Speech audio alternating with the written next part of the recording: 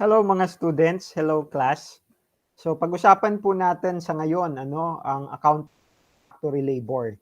In conjunction well actually this is accounting for payroll din except that later on meron tayong i-reclassify na mga accounts yung pasahod relating sa ating mga factory workers or those employees that are related sa production. Okay? Previously, especially true sa aking mga actual students, na-discuss ko po ito sa inyo at hindi po natin ito na kompleto. So let's consider it from the start. Okay?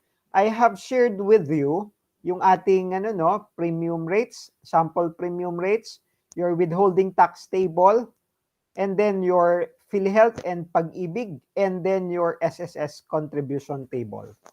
Later, gagamitin po natin ito para ma-fill upan po natin at etong makikita ninyo dito na SSS, PAGIBIG, tsaka PhilHealth. Okay? So, mamaya dito natin yun kukunin sa mga tables na ito. But let us first endeavor to complete these columns here, columns and rows, etong mga range natin na ito. Based on this 4 different scenarios per employee. Balikan lamang po natin because employee 1 is a production operator. He is or she is a production worker. Okay? Sa isang cut-off, sa loob ng 2 linggo, 12 days po siya pumasok. This is typical for those workers that only have 1 rest day because by law, ang mandate po is that in a week, dapat meron kang 1 araw ng pahinga. So, syempre, sa 1 linggo, 7 araw po ito. Kung babawasan natin ng 1 araw, 6 na araw ka tatrabaho times 2 weeks, assuming perfect attendance. So, eto, 12 days po ang trabaho. And that is the nature of employee 1. Wala po siyang overtime pay. Ibig sabihin, 8 oras lamang po siya nagtatrabaho sa loob ng 1 araw. But meron po siyang 10 hours of night differential. This one binabasa ko po itong row na ito. So kung meron siyang and this is good for the entire 2 weeks. Okay, hindi po ito everyday. Pero maaari na yung kanyang shift ay night shift or mid shift, may tatamaan. Sabihin na natin na medyo alanganin yung kanyang schedule. Okay? In practice kasi or in reality, sometimes the schedules of the employees of those in production are shifting. Okay? So, ang assumption, well, po lang, nasa mid shift siya or normal shift. And then somehow, within that cut-off natin, nagkaroon ng change of schedule, napunta siya sa panggabi, kaya nagkaroon siya ng night differential. Okay? But this is only for the sake of illustration. Okay? Wag na po ninyong pahirapan. Sir, paano natin nakuha yung 10 hours? Example lamang po ito. Meron siyang 50 peso deduction representing tardiness. Okay? So, let's fill up etong employee 1 row with this information. Okay? Gross semi-monthly. Ito kasi arawan, yung factory worker na ito, yung production operator. So, kung ang daily niya, assuming an NCR rate of 537 pesos, edi times 12 lang po natin ito. Kasi yun yung sinasabi sa problem. Ito na naman, ayaw gumana ng aking asterisk. And papapalit na ang aking keyboard. Okay, so 537 times 12, which is good for 2 weeks na. So, yan po 6,444 ang gross na kikitain niya. Of course, gross yan, we have to consider, may iba pa bang mga kailangang i-deduct or meron pa bang additional na mga pay? Okay? So, wala daw siyang overtime pay, so 0 po ito. Meron siyang night differential, 10 hours. Okay, papaano natin ito gagawin? 537 yung aking basic. Dito na lang ako mag-example, Ang aking daily rate is 537.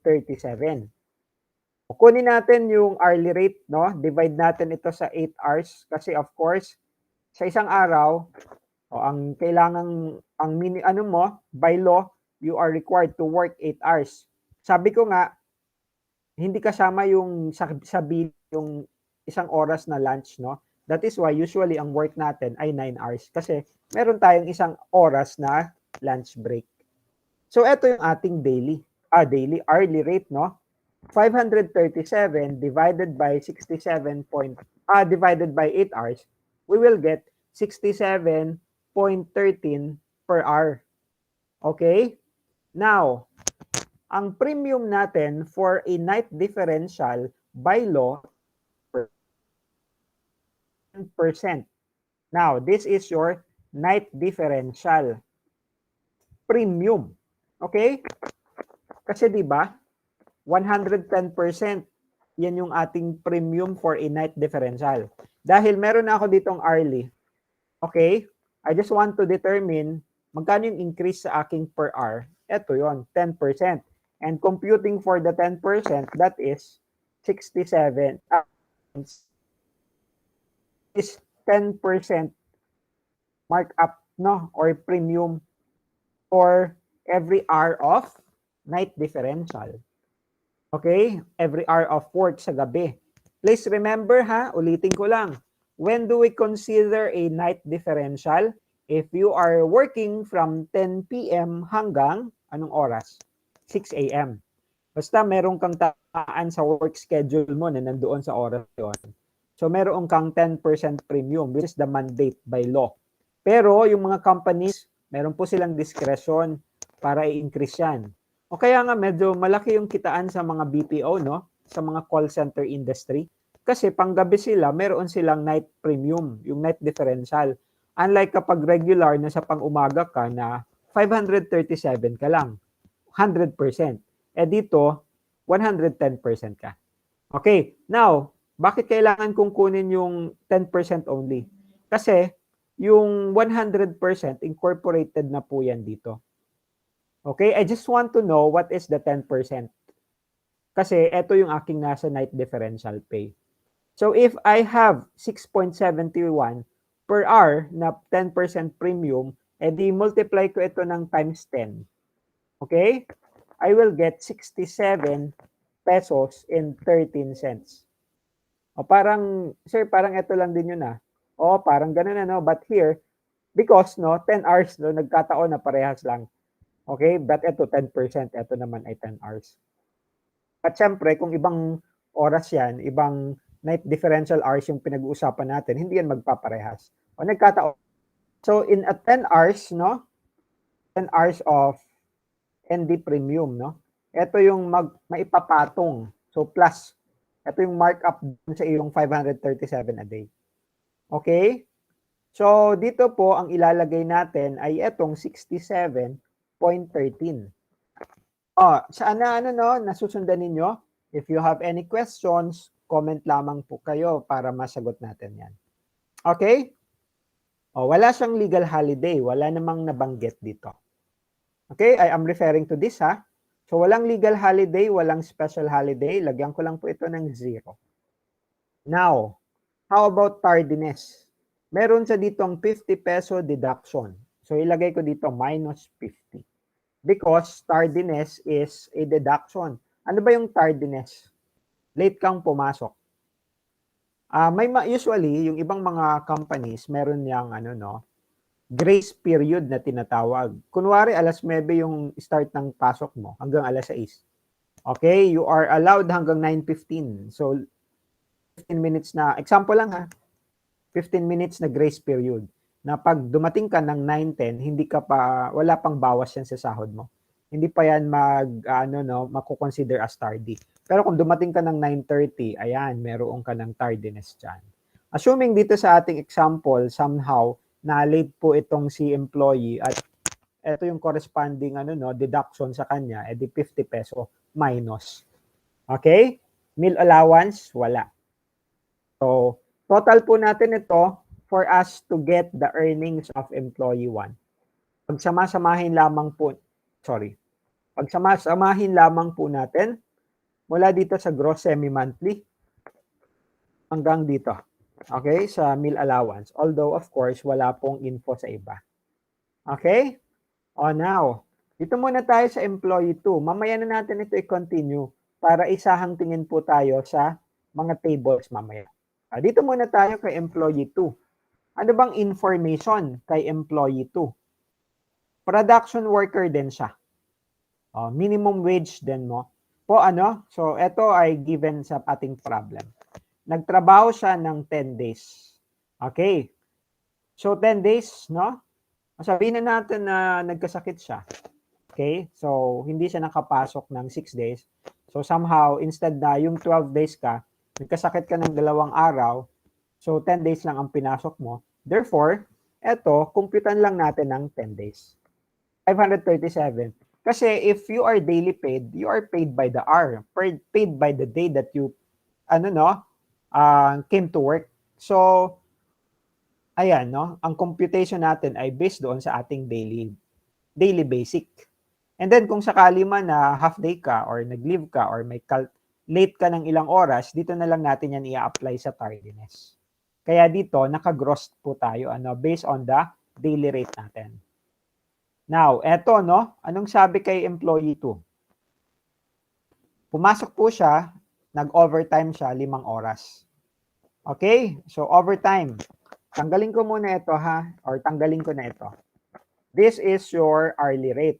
537 din naman yung rate ni employee 2, eh. So, ang hourly niya is, which is, it represents 100%. So, yung ating 125% is, ito, times 125, ano yun? Ba't naging percentage? 83 pesos and 91 ka per hour. Okay? Hourly. Hourly OT, no? Lagay ko na lang dito ng info, hourly OT. Now, kung pumasok ka ng 5 oras, edi multiply po natin ito sa 5. Okay? So, meron tayo 5 hours OT. Now, confirm lang natin. Ito ba yung on top? Ito ba yung dagdag ko? Yan ba yung ilalagay ko dito sa OT pay? Kasi kanina, si-night differential, yung 10%. Bakit ito yung buong 125? Remember, ha, na yung overtime is any work in excess of the regular 8 hours. So, kung ang normal natin na trabaho ay 8 oras sa isang araw, kung pumasok ka ng 10 hours, no, yung 2 hours mo doon ay overtime. Siyempre, babayaran ka pa rin noon by the hour. Pero imbis na yung dagdag sa'yo ay 67, kasi halimbawa, eto, given na yan. First 8 hours ko, 537. Okay? First 8 hours. Now, for every hour ko, increase, kung pumasok ako ng 2 hours, no? Tanggalin ko lang yung ating percentage. So, kung meron akong 2 hours na OT, hindi po ito yung gagamitin ko na 67 because that is 100%. Ang gagamitin ko is yung yung 125%. Etong 83. Sir, bakit hindi po yung 25% lang? Imagine, nagtrabaho ka ng 10 hours. Tapos, eto lang sasahurin mo sa isang oras. Times 2 ka. So, 32.50 ka. Para at 1678. So, around 33 pesos. Papayag ka ba? Yung hourly mo nga, 67. Bakit ang magiging OT mo ay 16 peso and 78? Plus, that is only the premium. And that is basically the difference between 83.91 and 67. Siyempre, ang sasahurin mo, plus 2 hours ka eh. So, ang plus 2 ko ngayon, eto na, 83 times 2. Okay? Because that is my OT. Okay? 83 times 2. So, therefore, kung sa isang araw, 10 hours ako pumasok, example ko lang ha, 704. Kasi, yung first 8 hours ko, base dito sa 67.13, yung excess ko, yung 2 hours excess ko, based dito sa 83.91. So, 67.13 times 8, then plus 83.91 times 2, we will get this 704.81. Okay, that is why, dito mga kapatid, or class, ang ginagamit natin, dahil ito cumulative na for 2 weeks, hindi lang po ito for 1 day. 5 hours of overtime for that 10 days, no? Therefore, kung 83.91 per hour ako, Okay? Which is the 125%, no? E di times 5 ko para makuha ko yung 5 hours OT. Ang ilalagay ko dito ay etong 419.53. Nakuha? Nasundan? Ito yon ha? Please take note of this one. Okay? Please let me know kung nalilito ka pa rin dyan. Comment nyo lang po yan. I-chat nyo lang po sa akin para masagot po natin siya. Wala po siyang pinasok na overtime. Wala siyang night differential. 0. Now, meron siyang work and legal holiday for the cut-off. Remember, pag legal holiday, 200% ka. Okay? Times 2 yung sahod mo. Kung 537 ka, okay, edi ang sahod mo pag pumasok ka doon ay 1,074 kasi 200%. Yun nga lang, etong 100 mo, yung unang 100%, no, etong unang 537, incorporated na po yan dito sa ating 10. Okay? That is why, ang ilalagay na lang po natin dito sa legal holiday is yung other 100%. Why? Kasi po, this is only for the premium. Yung ating 100% na isama na po dito. Kagaya ng ating night differential, ito yung 10% lang, no? Nandito po yung ating, okay? Andito, 100%. Now, it will, baka ngayon, tanongin ninyo ako, Sir, how about yung overtime? Okay? Kung nag-overtime po ako, bakit ito 125%? Hindi kaya nandito po siya? Okay? O ganito class. Ang kinonsider kasi natin dito para malinaw lamang po tayo. Kasi baka tanungin ninyo ako, legal holiday yung 100% una nandito na. So 100% lang ito. Sa night differential, yung 10% lang ito kasi nandito na yung 100%. Bakit po dito, yung overtime ko 125%? Kasi class, ang assumption po natin dito is 10 days, 10 days. O tama, 10 days na regular, 537.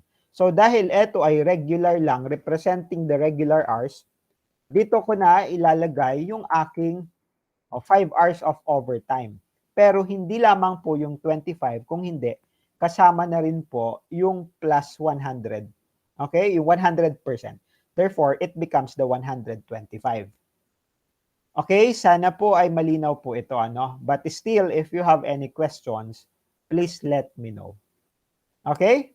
So yan, no? Ito, legal holiday, balikan na po natin dito. Kasi pumasok siya ng 1 legal holiday. Assuming na nag-fall ito ng kunwari, November 1. All Souls ba or All Saints Day? Yung November 1. Nalito na ako. Anyway, basta pag legal holiday, ito ay mga yung holiday ay naisa batas. So nasa po ito? Statute. Ito na naman tayo, nalilito na ako sa tamang words.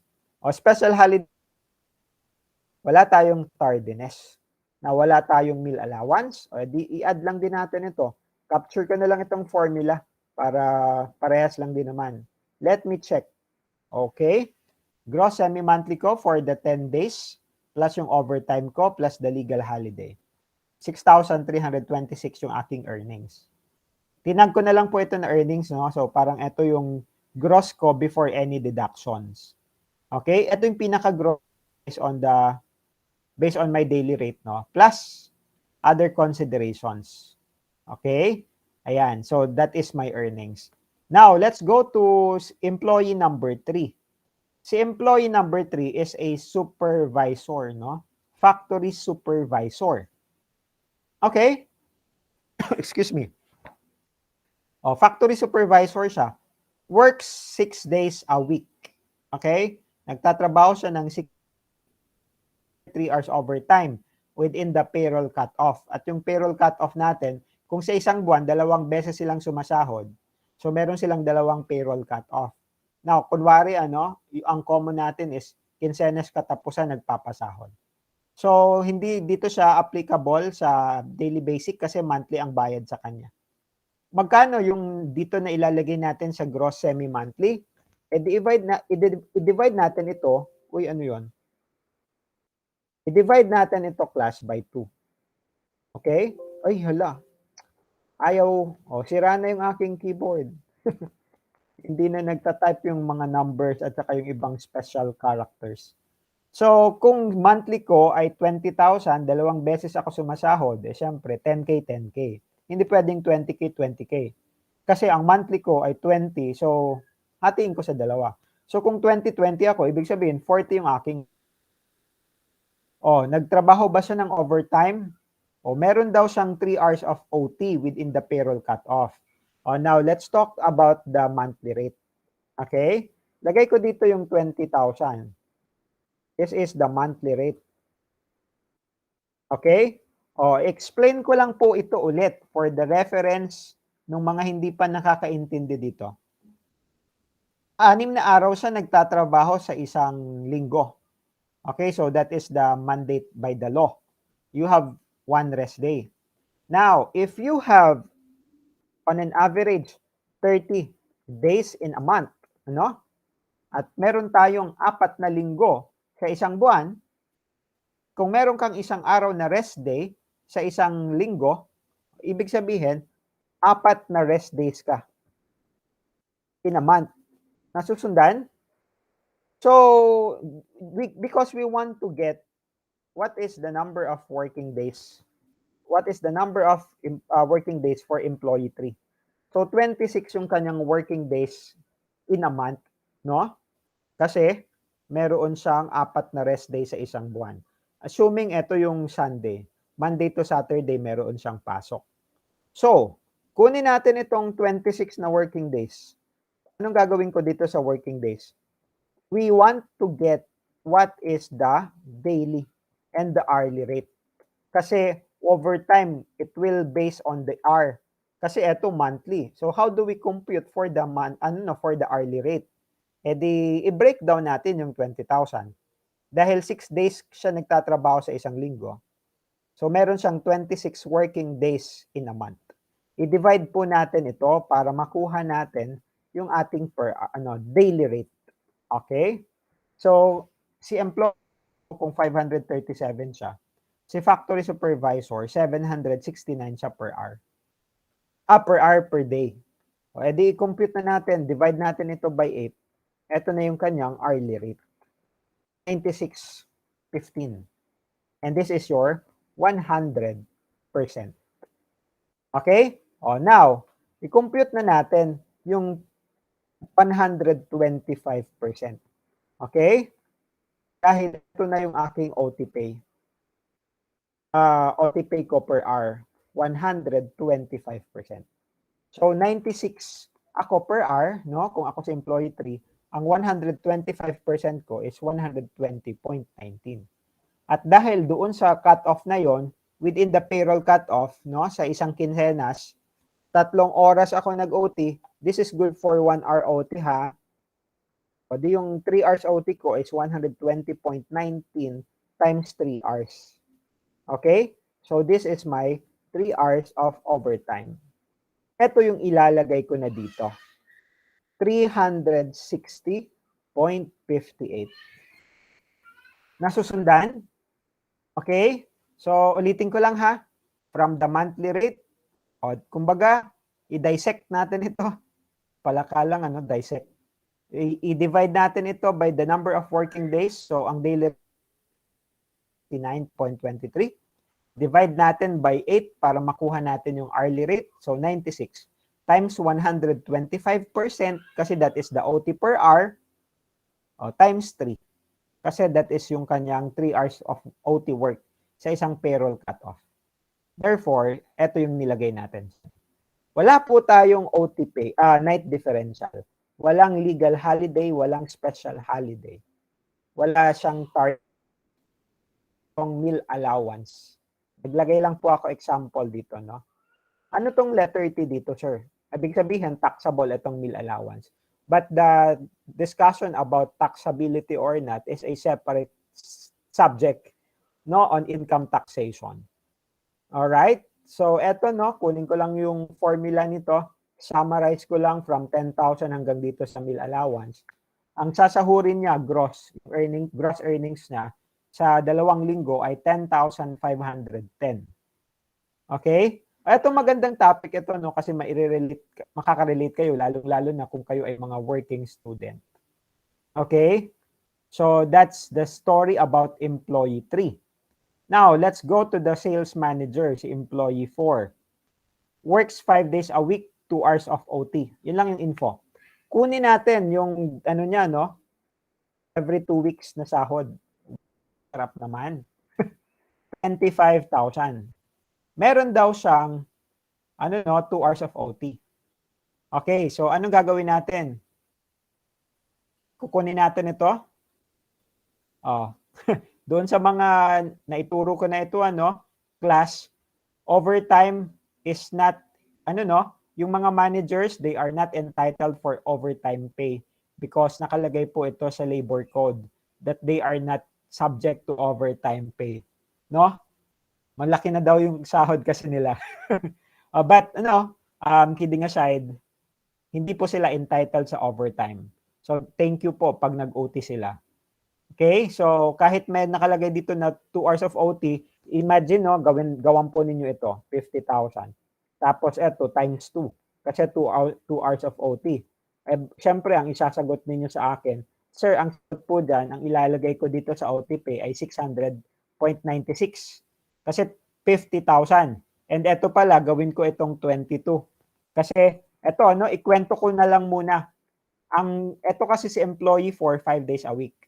Yung iba, ang rest day nila isa, pero may mga ibang companies na Sabado-Linggo, 2 days yung rest day in a week. So bayad sila, pero monthly kasi they are being paid. Therefore, parang imbis na ang working days nila ay 26, naging 2 rest days times 4 weeks. So 2 times 4 is 8. So therefore, 30 minus 8, magiging 22 lang yung kanilang working days. Therefore, ang kanilang daily rate ay mas malaki. Kasi yung denominator ay mas mababa. Okay? So dito, ito pala, 710. Kung kinumpita natin ito, it's as if hindi manager si employee 4. Pero dahil siya ay manager, hindi po natin ito ika-capture na 710.23. Okay? Sana malinaw po yun, Hindi po yan yung sagot. 0 lang po tayo dito. Okay, walang night differential, walang legal holiday, special holiday, tardiness, meal allowance. Ang kanyang sasahurin, gross earnings, 25,000 lang din. That's it. Now, let's talk about, pag-usapan po natin ito. Si, SSS, Philhealth, and PAGIBIG. Now, anong ilalagay ko dito? Na SSS contribution, HDMF or the PAGIBIG contribution, and then the Philhealth contribution. For SSS, ito yung magiging basis natin. Yan po yung ating monthly salary credit. So, 6461. Puntahan natin yung table ni SSS. Saan magfo-fall ang 6461? Hanapin natin, dito po siya magfo-fall. Between 6,250 and 6,749.99. Kasi, magkano ulit yung kanyang sahod, yung monthly salary credit niya? 6,461.13. Therefore, dahil lang dito yan sa range na ito, okay? For the ER, for the EE, for the ER, this is for the employee compensation. Dito na natin, ito yung pick upin natin, yung nasa dulo. 562.50 and 292.50. I-copy ko ito itong mga amounts na ito. Di gawin ko na lang para hindi ako mahirapan mag-type. Ito, lagay ko dito Alt HVV for the shortcut. Employer share ko ay 562.50. Ang aking employee share ay 290. Okay? Tama ba? Confirm lang natin, double check, that is correct. 562.50 ang ibabayad ni employer, 292.50 ang ibabayad ni employee. Alright? So, yan po dito. Mamaya na natin fill upan ito. Dito muna tayo para makita ninyo. How about si employee 2? 6,326.53. Mukhang same range sila. Dito din siya 6,300. Okay, so mukhang parehas, no? So copy lang natin ito. Nasa same range sila, no? 6,326. Okay, 6,250. Tama naman.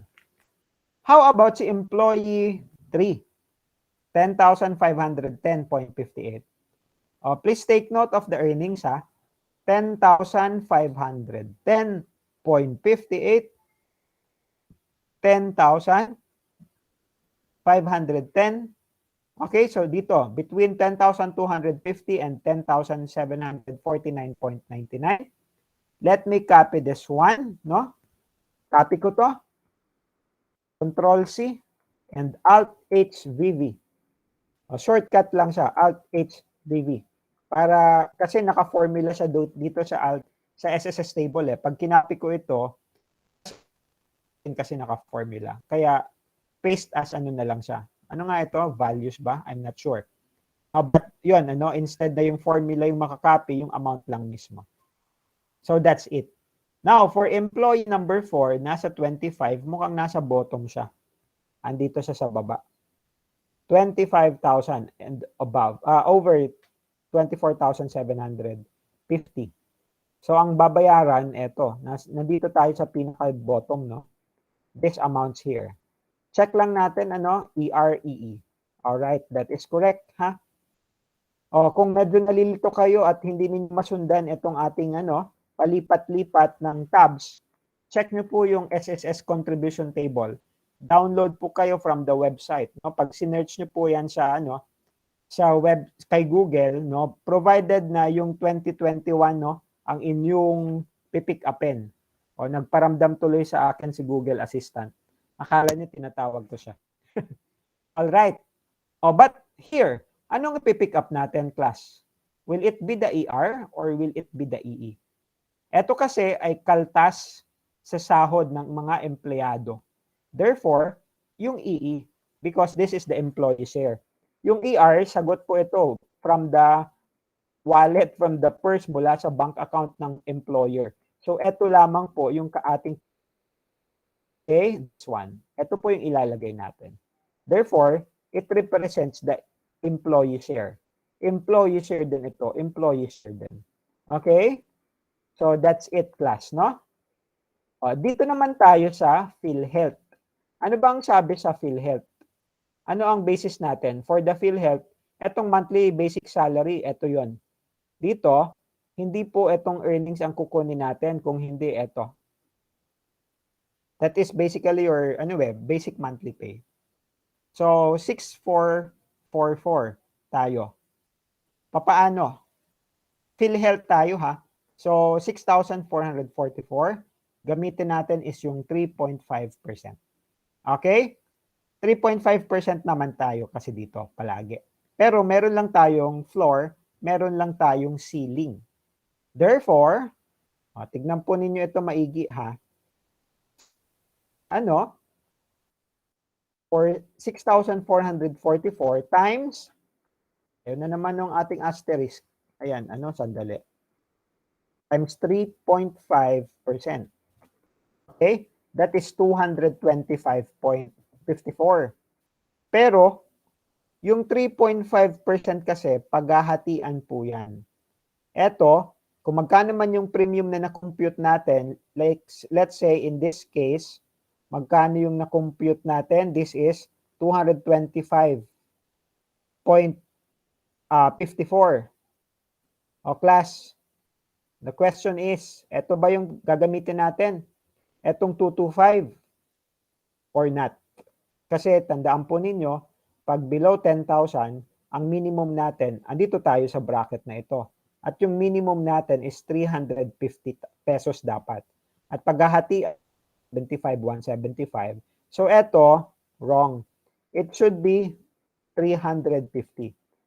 Pag 10,000 and below, mix, minimum natin ay 350 pesos. Therefore, tig 175 sila. Kagaya po nito. na nakikita po ninyo. Okay? 175. Lagay ko na dito. 175. 175. Ganito din kay employee 2 kasi below 10,000 siya. 175 si employer at saka si employee. Now, how about si 10,000? O yung 10,000, multiplyan mo yan ng 3.5%. Oh, nagduda pa, no? Hindi sigurado. That is still 350. So, ayan, parehas lang po sila. Ito yung gagamitin natin. 175. Maliwanag? Okay? Dito, magkakaroon tayo kay ng difference. Yung 25,000. Yung 25,000 mo, multiply mo ng 3.5%. Magkano yan? 875. Divide natin ng 2. Confirm lang natin. Ano ba yung maximum? 2,450. So, nandito siya. Kasi yung 25,000 is in between 10,000 pesos and 1 cent and 69,999.99. So, tama naman po ito, no? 875 yung total premium na paghahatian ni employer at saka ni employee equally. So, tig 437.50 sila. Susundan, 437.50. So, eto na yung ating Philhealth. Employer share, employee share, pero ang gagamitin natin, ang ikakaltas lang naman is magkano yung deduction, yung contribution ni employee doon sa mandatory benefits na yan. So, yan po ang ating ika-capture, the employee share. Okay? Now, last na. Ito naman tayo kay Pag-ibig. Okay? For Pag-ibig, 2%, 2%. Nasusundan? 2%, 2%. O ngayon, tatanungin ninyo ako, Sir, sandali lang ha, monthly kasi ito. Yung sahod natin, basic semi-monthly. Tama po ba itong ginagawa natin? Tama naman. Okay? Tama naman po ito. Kasi sa susunod na cut-off, for the next cut-off, magkukompute ulit siya ng ganito. Pero we have to double check. Okay? Especially for SSS. Kasi yung monthly salary credit natin, we have to double check. Kung ang sinahod ko ngayon ay, let's say, ito yung earnings ko. 6,461, 6,326, 10,510, 25,000. Tapos sa susunod na sahod, ang kinita ko naman ay ganitong amount. Ipag-add natin yon, ang total nun, syempre that is the monthly salary, nandoon ba tayo hahanapin natin kung saan siya. Tapos we will get the difference. Okay, so adjustment lang sa susunod na cut-off. Okay, so dito kahit limbawa, dito sa Philhealth and Pag-ibig, monthly ito. Ka-fix naman tayo dito, hindi naman tayo sa earnings nakatingin. Nakatingin tayo dito. Okay, so regardless kung magkano sahod gross mo sa susunod, times ka din naman 3.5% for Philhealth. Tapos dito, times 2% ka naman. Kasi dito naman na tayo definitely magfo-fall. Diba? So, ganun pa rin naman, no? Kahit na dalawang cut-off po yung ating kukumputin. So, 2%, 2%. O dito, punta na tayo, gamitin na natin ito, employee 1, 6,444 times 2%. Magkano yun? 128.88, di ba? O, i-type ko na lang ito ha, kasi para mamaya pag tinapik ko, hindi ko na i-formula. Dito naman, 5,370. Tama ba? Times, yan? 2%. 2% employer, 2% employee. Double check lang natin. Are we on the same page? Yes. 2% kay employer, 2% kay employee, equal lang po sila. Kasi over 1,500, definitely. So, 107.4 din ako. Okay? Employee 3. 10,000 times, okay, 2%. Ano yan? 200. Edi 200 din si employee.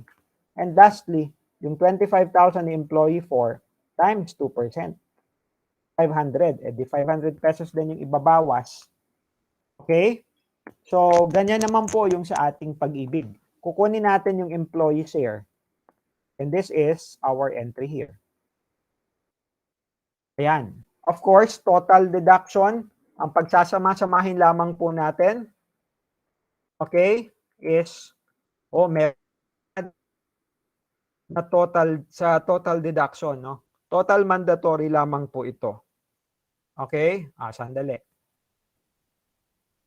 Ito muna, total, lagyan ko na lang muna dito, total mandatory. Okay? Total mandatory deductions. Okay, so isum ko itong tatlo ha. SSS, Pag-ibig at saka Philhealth. SSS, Pag-ibig at saka Philhealth. Ito yung kaltas from the earnings. Therefore, ano yung taxable income? Taxable income is dito sa ating case is your earnings minus your mandatory deductions. Okay, so ito no, earnings ko minus yung aking mandatory deductions. 5864. Ayan. Etong taxable income, ito yung magiging subject natin sa withholding tax. Ito kasing SSS, PhilHealth at saka Pag-ibig, hindi po natin ito isinasama. Binabawas muna natin ito doon sa pagkukompute natin ng withholding tax. Okay? So dito, may kulang po tayo. Maglalagay ako dito ng withholding tax na column para doon sa, of course, para sa withholding tax on compensation.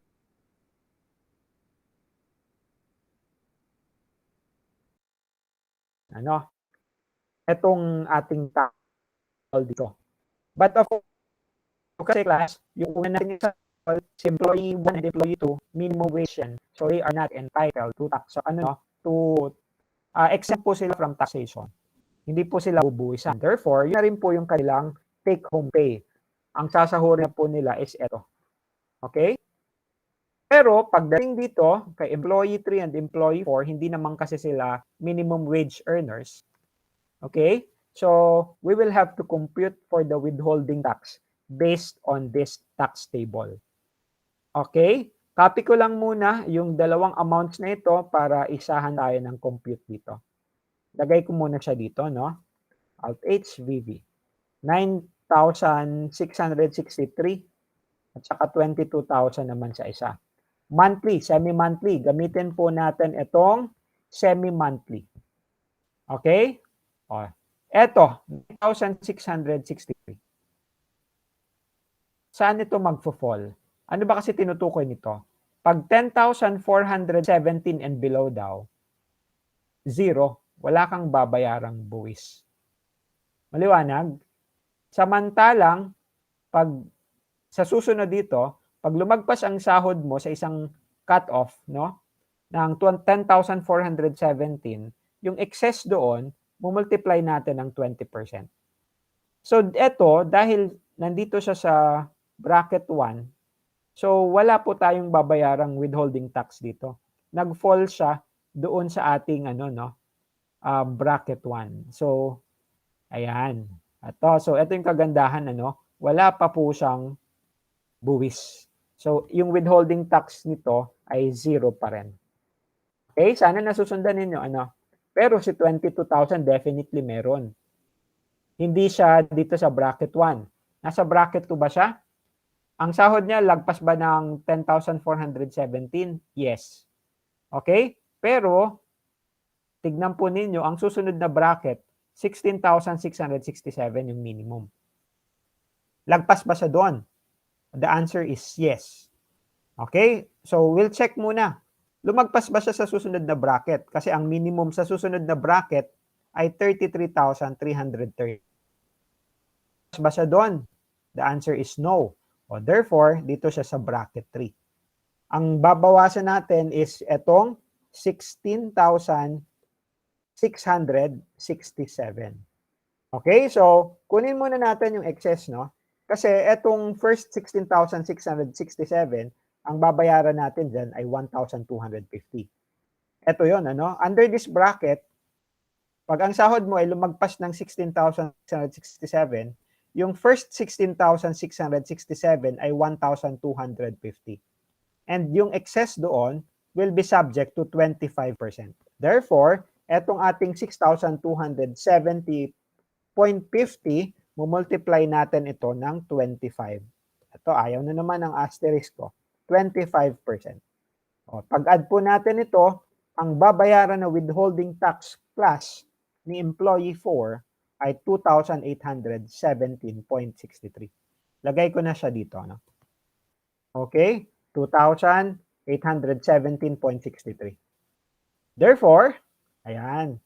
So, mas madaming deduction ito si employee 4. O class, mas madaming deduction, be grateful kasi ibig sabihin, malaki din ang iyong sahod. Malaki din yung gross pay mo. O class, ito na ang mga iti-take home ni employee 1. Ito na yung sasahurin niya. Ito na yung mga employee 2, employee 3, and employee 4. We are done with the net payroll computation. Our last thing that we will have to do is to determine the journal entry. Ayan. So, papaano ba? Ang proforma journal entry natin, ito, no, is debit, salaries, expense, credit, etong mga ito. So, let's do it. Capture natin ito. Iangat na muna ito, no, so that we can see it from the top, from here. Okay? So that we can see the figures. Okay? O, debit, salaries, expense. Ano ba yung debit, salaries, expense ko? This is the gross amount. Asan yung gross amount? This one. Sandali. I-total muna natin, class. Kasi wala akong total. I-total muna natin itong mga ito dito sa baba.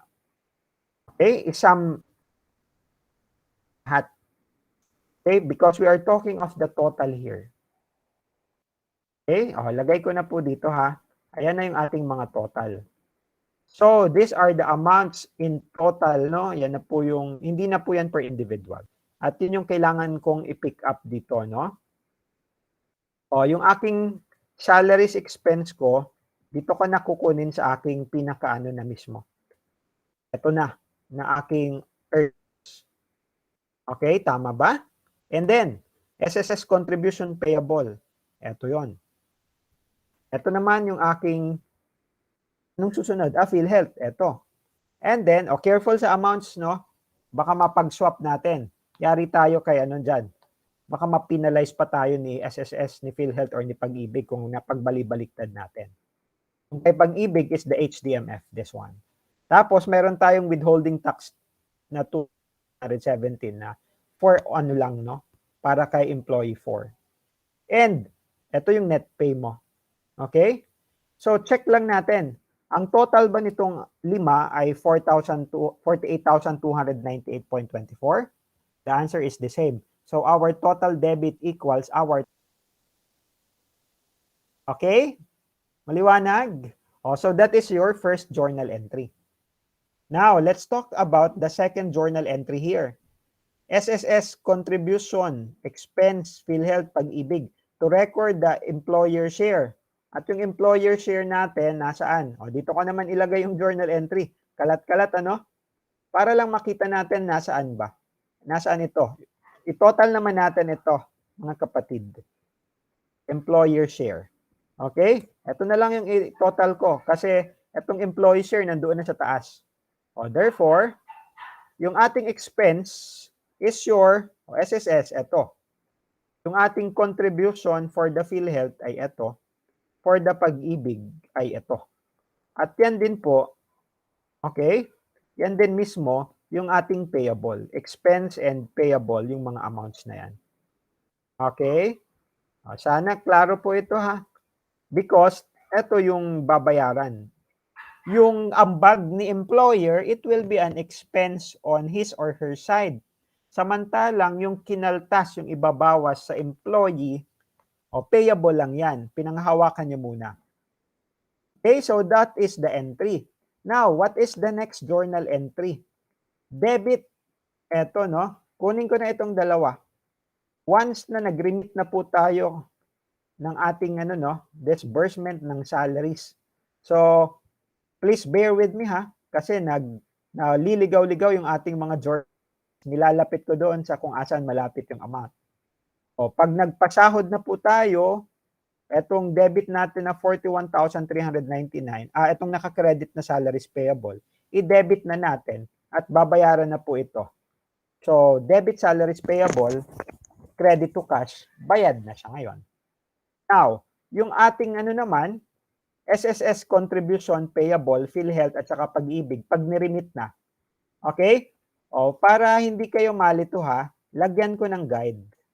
Dito na lang sa malapit sa ating ano. Ito na naman. Sir, ang gulo-gulo na. Nasaan ka na ba? Okay. SSS contribution. Okay, di pag-add na po natin itong dalawa. Okay?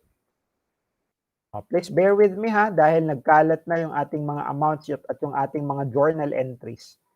Okay? Ayan. Ayaw pa rin ha. Okay? And then this one, pag in-add natin ito, magkano ito? Kasi yan yung total, no? Ang i-remit natin, hindi lamang yung employee share, kung hindi pati na rin yung ating employer share. So, that too. Kasi yung isa, binawas mo sa sahod ng empleyado, yung isa manggagaling sa bulsa mo. Therefore, ang ating SSS contribution payable ay yung total ng dalawa. The same sa ating Philhealth, yung total ng dalawa, at the same sa ating Pag-ibig, ang total nitong dalawa. At credit to cash, yung total na nitong tatlo. Assuming sabay-sabay na natin itong dinisburse. Although, please take note, may mga schedules po ito ng remittance talaga sa mga government agencies. Okay, but dito for the sake of illustration, yan po yung ating journal entry.